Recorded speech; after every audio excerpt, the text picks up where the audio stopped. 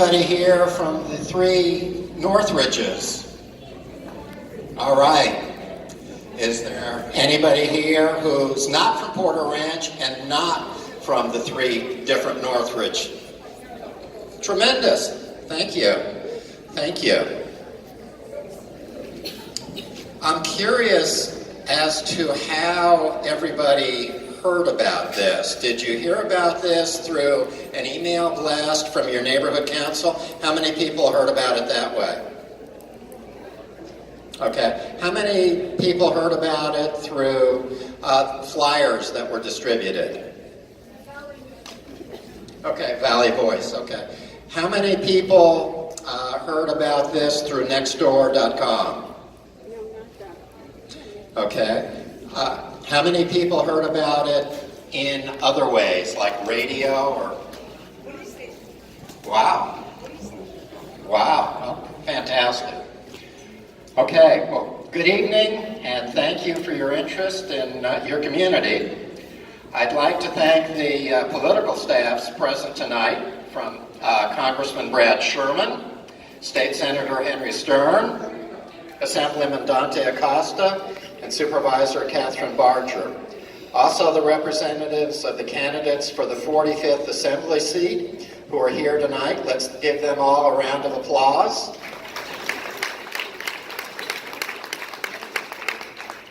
And if you're in that 45th Assembly District, please remember to vote this Tuesday if you haven't voted by absentee yet. Okay, this event would not have been possible without the financial support of our partners North Hill West Neighborhood Council, Northridge East Neighborhood Council, and of course Northridge West Neighborhood Council, and the promotional support of the Northridge Chamber of Commerce. Stephanie, are you here? Okay. And the support of Porter Ranch Neighborhood Council. So, thank you. I also want to thank our host tonight, Dwayne Finley and his staff here at Northridge Park and Recreation Center, and the City of Los Angeles Recreation Parks Department for being so accommodating and allow us to use their facilities. Before I turn it over to Patrick, I'd like to introduce Libert Welch from Northridge Park. Libert? Thanks, Pete. Once again, my name is Libert Welch. I'm the assistant to the director here at Northridge, Dwayne Finley. And on behalf of the City of Los Angeles Department of Recreation and Parks and our General Manager, Mike Scholl, we'd like to welcome you to Northridge Recreation Center. We also would suggest that before you leave, take a look at what the programs and stuff we have to offer at our table in the back.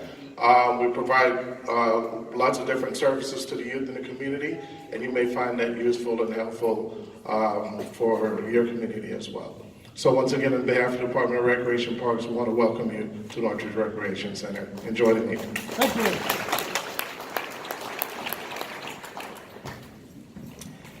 I'm honored tonight to have with us NBC4 General Assignment reporter Patrick Healy. Patrick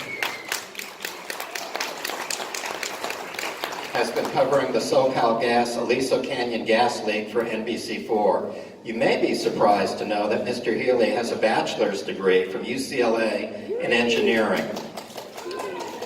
Besides the gas leak, he's covered most of our major local breaking news stories, among them the Rodney King case, the trial of Conrad Murray, the child molestation scandal involving former Miramonte teacher Mark Burnt, and more recently reported from Las Vegas on the tragic mass shootings there.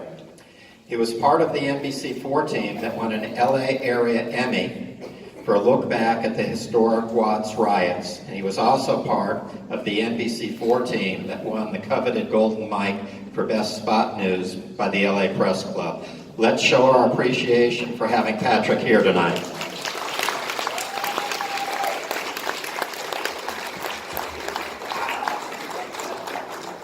Peter, thank you so much. You know, I had a hunch there was going to be a big turnout tonight.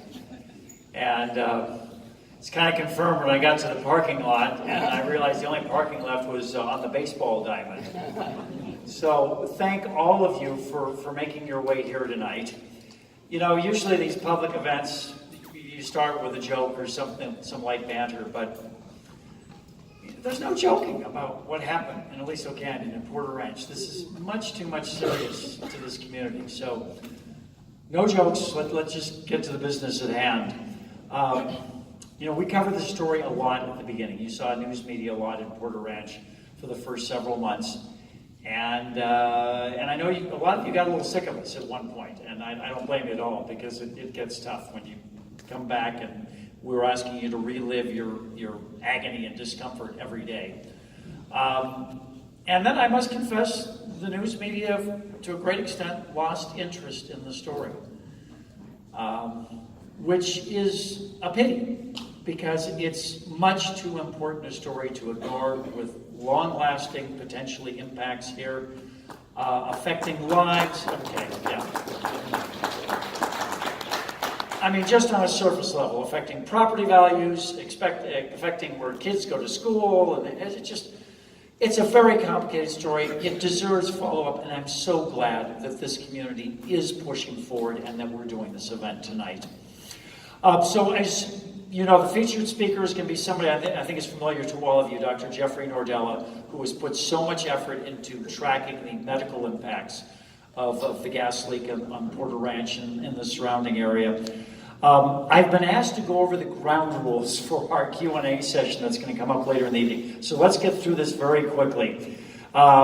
First of all, I'm told there's a rule against slam dunking or hanging on the basket.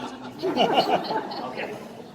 I promise no jokes. That's as funny as I'm going to get tonight. All right, here we go. We're going to be collecting your question cards and use those questions during the session. I've been asked to ask you not to ask Dr. Nordella for a diagnosis of a personal medical condition. Try to keep your questions pertinent to the presentation and the larger issues here. The focus of tonight's meeting is not what should be done about Aliso or to dig into SoCal Gas Company or the political leaders or the government agencies. It's really a chance to get more information from Dr. Nordella and from the other experts who are going to be speaking here tonight. I'm going to be joined shortly by Diane Gonzalez, a very interesting woman. She's a doctoral student at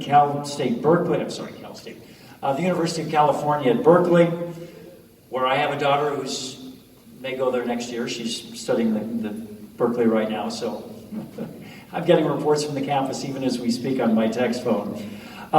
Environmental health sciences. She has a master's degree from Loma University in global public health, and she has such a long resume I'm going to have to turn the page to get through the rest of it. Bear with me.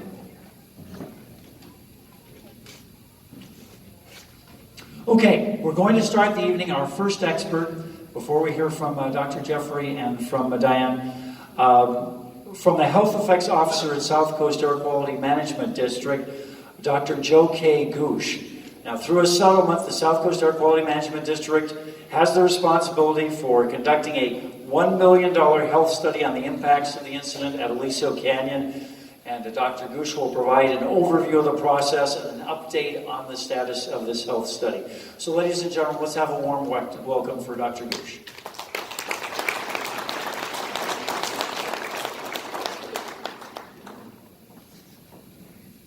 And we get to hand off the baton. Thank you. Thank you so much. I am just here to present one slide. So thank you and good evening. I'm sorry, I have run out of podium space to put down my papers. But I think as many of you guys know, we are initiating the health study using the $1 million from the settlement monies. Back in December, we held a public meeting to gather input from the public, and previously also we gathered a lot of input from scientists in the group that we call the working group. These are scientists from various agencies and also from local universities. Together with all the input that was received from the public, both from the public meeting and then through folks who submitted their ideas and input and comments by email, We have gathered that information and we are presenting it, or in fact have presented it, to the Health Study Technical Advisory Group, which includes all of the scientists who participated in the working group, as well as 2 community representatives. And those 2 community representatives are Dr. Issam Najim and Dr. Jeffrey Nordella. We're currently scheduling the first meeting of the Health Study Technical Advisory Group to integrate all the input that we received from the public, and then apply good scientific principles to draft the scope of this health study and draft the request for proposal, or RFP. Now, as far as the next steps, so after this technical advisory group has a chance to meet and discuss and draft these documents, our board will have to consider the release.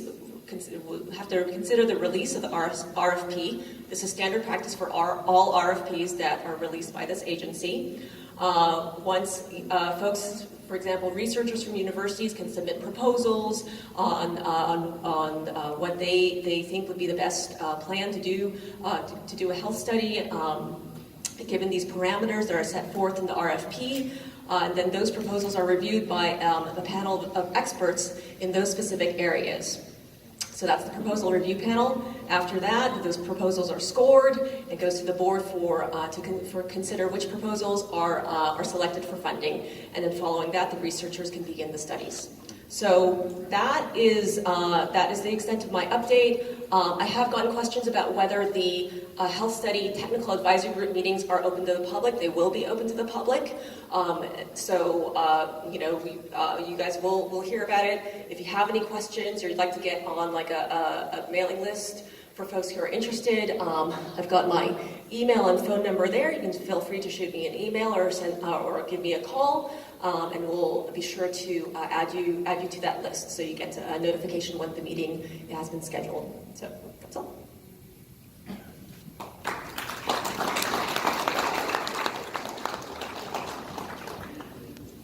Dr. Ghosh, thank you very much.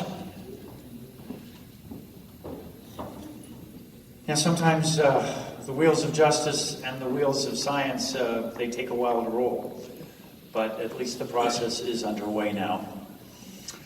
Next up, I want to introduce Diana Jones. Ms. Jones is the Environmental Affairs Officer and Manager of Regulatory Affairs and Consumer Protection for the Los Angeles Department of Water and Power, the Water Quality Division. Let's have a warm welcome for Ms. Jones. Oh, you're ready to go. You're already here. Tell me to be ready. Good evening. I am representing the Los Angeles Department of Water and Power. As he said, I'm the Manager of Regulatory Affairs and Consumer Protection, and so consumer protection. That's why I'm here. And I'm here today to talk about some test results before, during, and after the Aliso Canyon leak, and also explicitly to talk about and address the lithium levels in our water system. But let me first tell you a little about the regulations. LADWP complies with all federal and state regulations concerning the distribution and the production of its drinking water. And those regulations are set by the federal government, the US EPA, and also by the California State Water Resources Control Board, Division of Drinking Water, known as DDW. Some of you may be familiar with that. And DDW is responsible for permitting our facilities. They're also responsible for looking at the operations, maintenance, monitoring, and testing of our drinking water to make sure that it meets the requirements, and also make sure that it's safe for us to distribute to you, our customers. The regulations are established based upon research, based upon information that they gather from research and data, and also there's a set of protocols that they follow in order to set these regulations. It's a public process, so you, our consumers, can actually be involved in that process when DDW actually sets regulations regarding the water that we're serving you. As new requirements are set, LADWP has to comply, and we do comply with those new requirements. Independent of the DDW, LADWP conducts extensive testing of its water. In 2016 alone, we collected 40,000 water samples. 40,000 water samples. And from that, we conducted more than 140,000 water quality tests to ensure that the water that we're providing to you is safe. None of the samples collected in 2015 or 16 indicated any negative effect from the Aliso Canyon gas leak. We're testing areas that are adjacent to and close to where the gas leak occurred, and none of those results indicate there's any negative effect. The results and the testing are included annually in our drinking water report, and we're providing a copy for you. If you'd like a report, it should be on the table in the back. This report is published every year. The next report is going to be out in May of this year. Now let me talk a little bit about the sampling that we did before the incident, during the incident, and afterwards. We sampled and did special localized sampling in the Porter Ranch area. And what we found was that none of the constituents of volatile organic carbons, compounds, or hydrocarbons that were released from the gas affected the water. Also, the local regional water quality control board did some testing as well, and they found the same results, that there were no unknown constituents or unusual constituents in the water.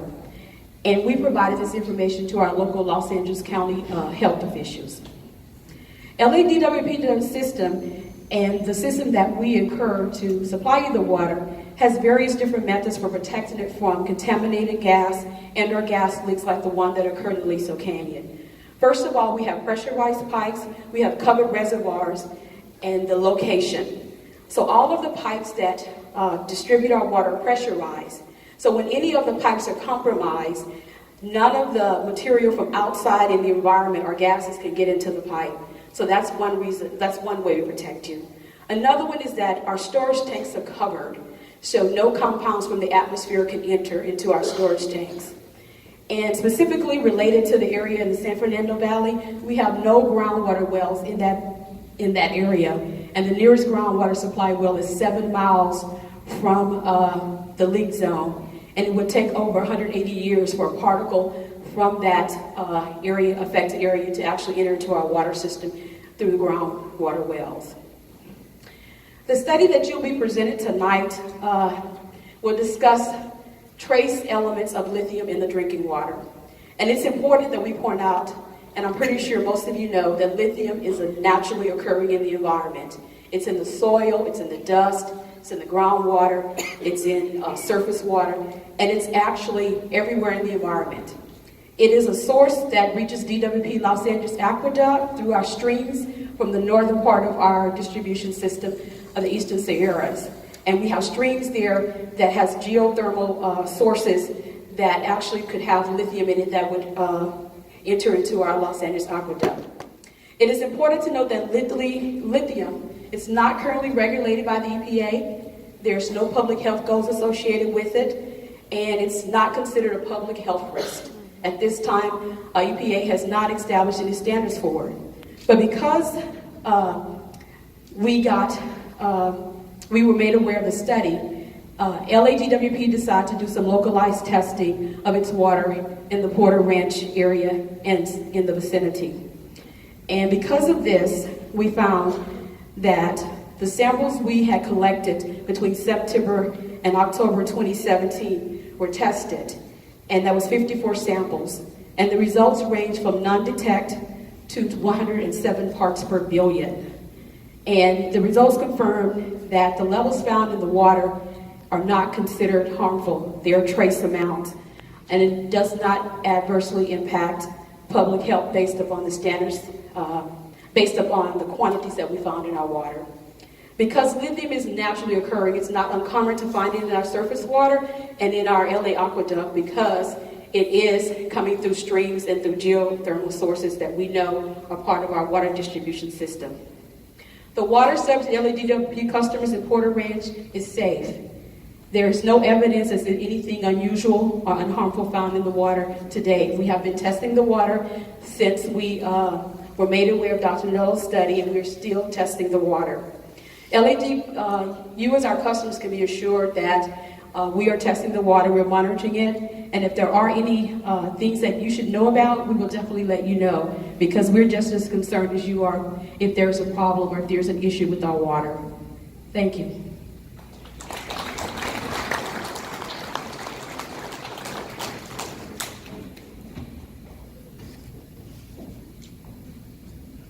Jones, thank you very much. And we are going to ask Dr. Nordella about his findings with the lithium. It was interesting that he did find in his survey elevated levels throughout the DWP system, not just here in the San Fernando Valley, at the north side of the valley. So that question will come up again. Before we introduce our keynote speaker tonight, quick reminder that we're asking you to fill out question cards. We want to hear your questions tonight. You can get those cards on the tables alongside the far wall there, the tables with the green tablecloths. Vanna White there is showing us showing us where you can get the cards. So please do fill them out. And we've got more like cards as well. Your services are requested on the far side of the building. I think this woman has a future on Wheel of Fortune. Yeah, me too.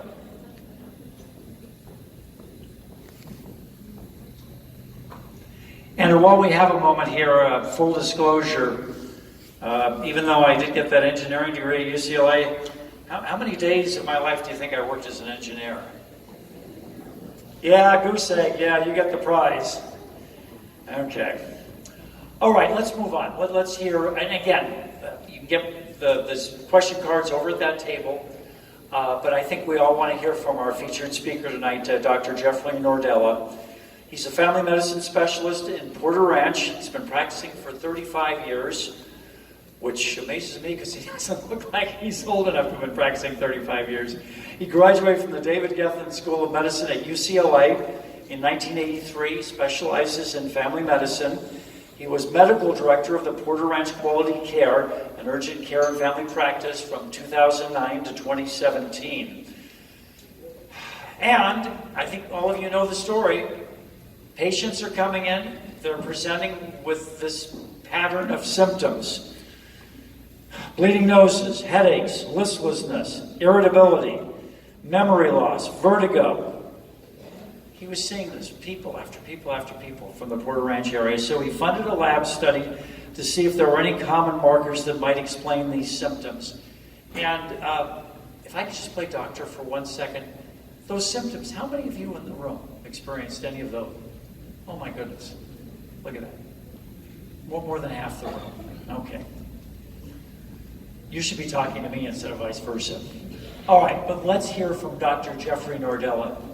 And where'd he go? He was here a second ago. Oh, there he is in the back of the room. Doctor, you're on. Please come join us.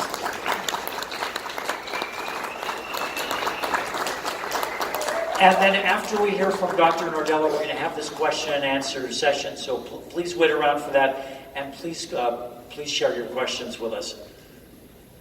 Ladies and gentlemen, MD Jeffrey Nordella, who needs more hands.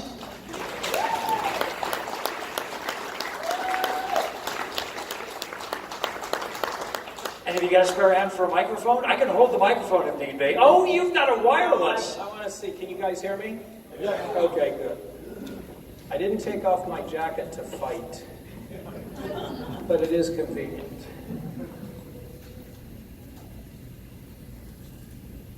Just got to turn this over here. Can you turn this up? Maybe turn the other one off. Or is that other mic a problem? Feedback? I just shut this one off. Okay. How's that? Can you hear that? Yes. Yeah. All right, I'll try and talk loud without yelling. We have a lot to do. This is off now. Uh-oh. It's on this one.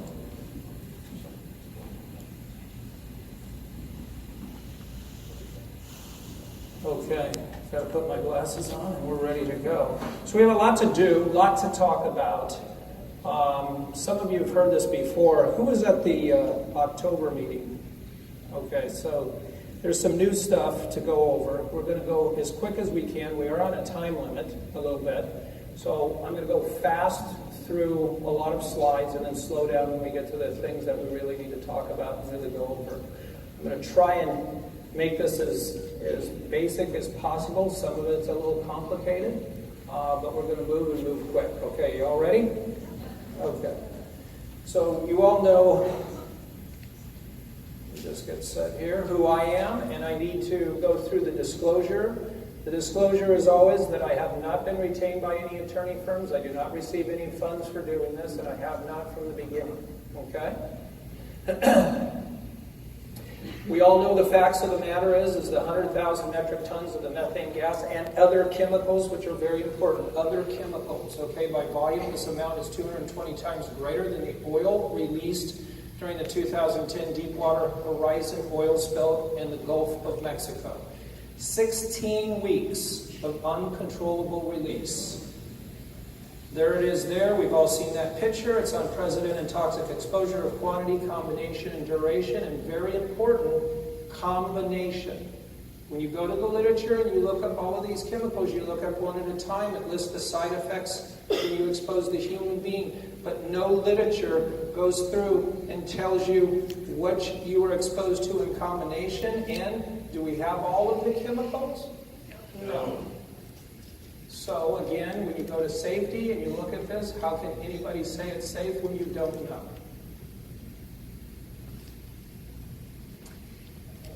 We talked about dumping numerous toxins into your sanctuary, which is your home, causing a nuisance and trespassing. And the ultimate trespass is when these toxins affect your health, your family's, or your pet's health.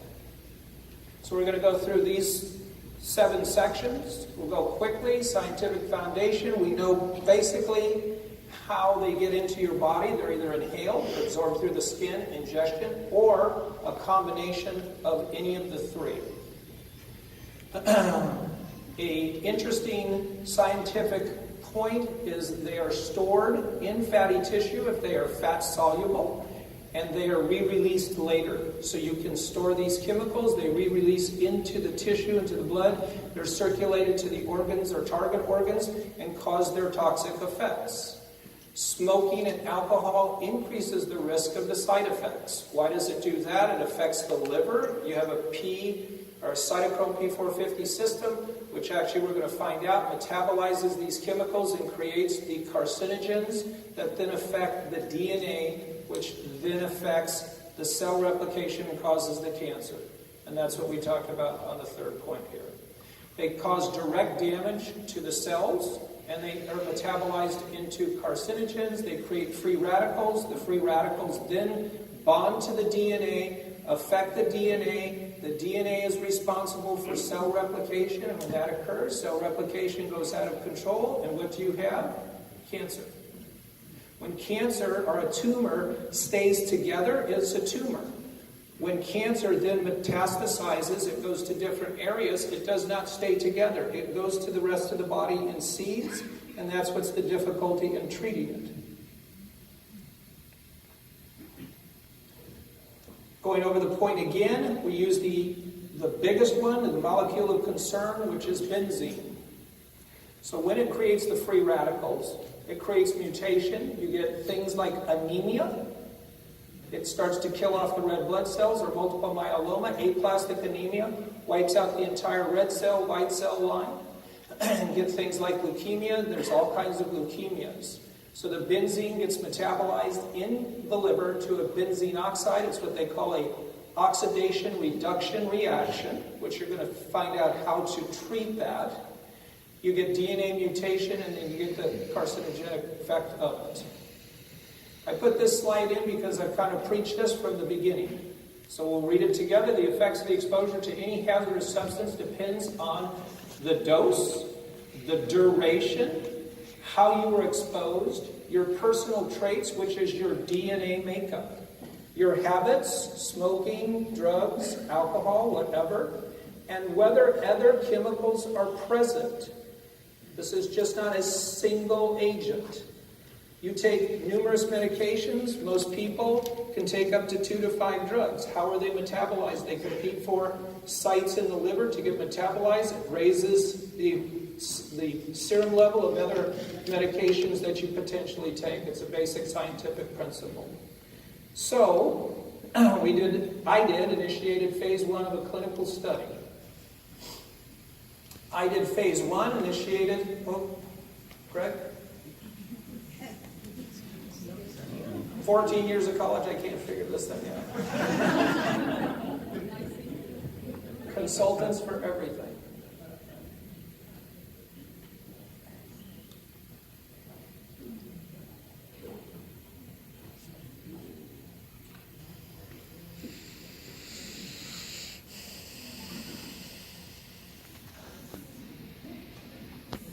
All right, who did this? Yeah, of course. Sorry for the inconvenience. Okay, but it's in here, go find it. Go to Dropbox. Yeah. Go to Nordella. Oh my Lord, you gotta be kidding me. All right.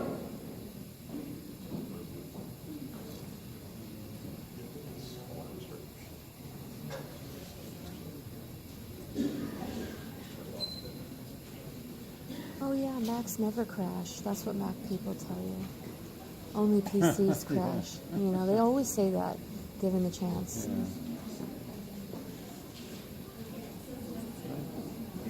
Is this the machine or this one? This is never done. See, that's what they always say. Macs never crash. They always say that.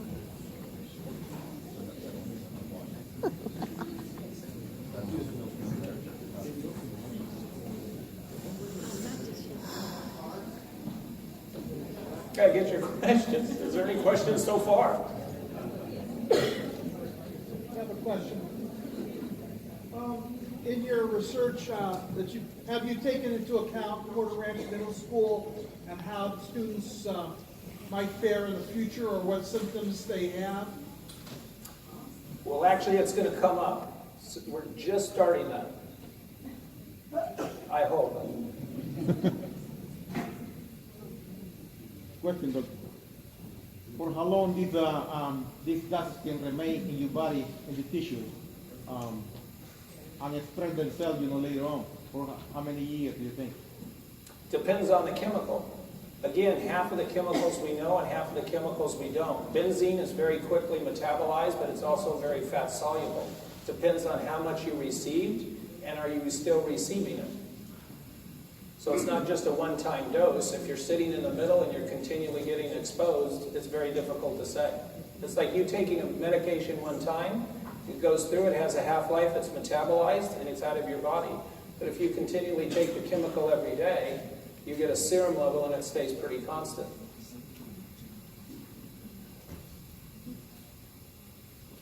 Do you have it on your computer?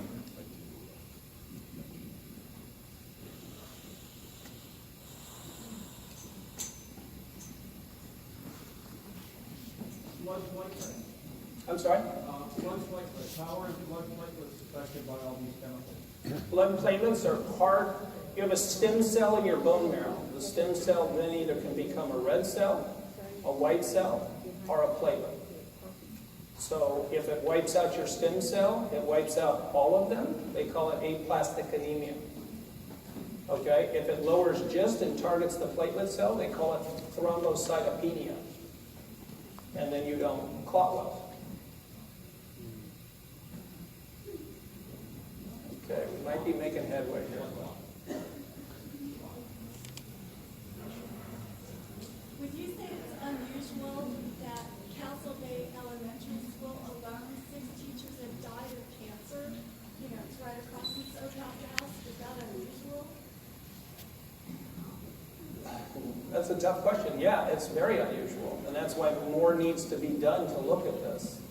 It's very unusual that in the cases that I've followed, which is not done in a formal mechanism of a study, an epidemiology study, but when I hear of 4 females that are non-smoker have transitional cell carcinoma of the bladder, okay, which is predominantly in males and predominantly in smokers that are sitting in Porter Ranch, it certainly makes my ears go up.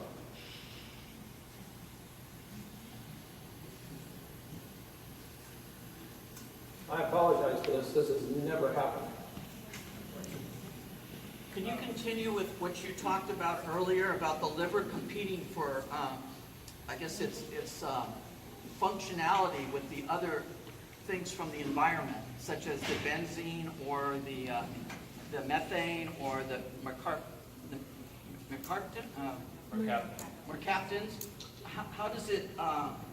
What does it do to the liver? I mean, when it's competing, is it the liver already stressed enough with just the freeway, the 118 freeway, or the smog from there? Okay, good. We got it back. The liver is metabolizing these chemicals. So if you take a drug, well, let's use a drug as an example, which I think is easier. Yeah, here you go. Good job. So if you're taking two drugs that are competing for metabolism at liver, and you have to keep the level under a particular amount, the one drug is locked into the liver, the other drug rises because it can't get metabolized. That drug becomes toxic to other organ systems.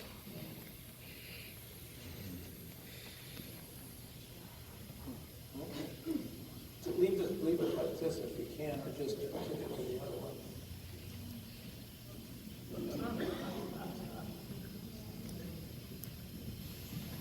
Okay, is that where we were? Yep. Awesome. Thank you, sir. Okay. So phase 1 started in January of 2016. I did it myself. I didn't have PAs do it, okay? We did a comprehensive evaluation, which was a history of physical, blood work, x-ray, and pulmonary functions when needed. Why did I do it? The number of the patients at the urgent care were rising, okay? The clinical presentations were unusual. For 19 years, I ran SCV Quality Care, which is in the Santa Clarita Valley. It was a system that was exactly like Porter Ranch Quality Care. I saw patients for 19 years. We had a base patient load of 40,000 people. We saw 120 patients a day, on average, with particular clinical symptoms. All of the patients that were coming in during the gas leak had a very unusual presentation. They were not the typical sinus infection.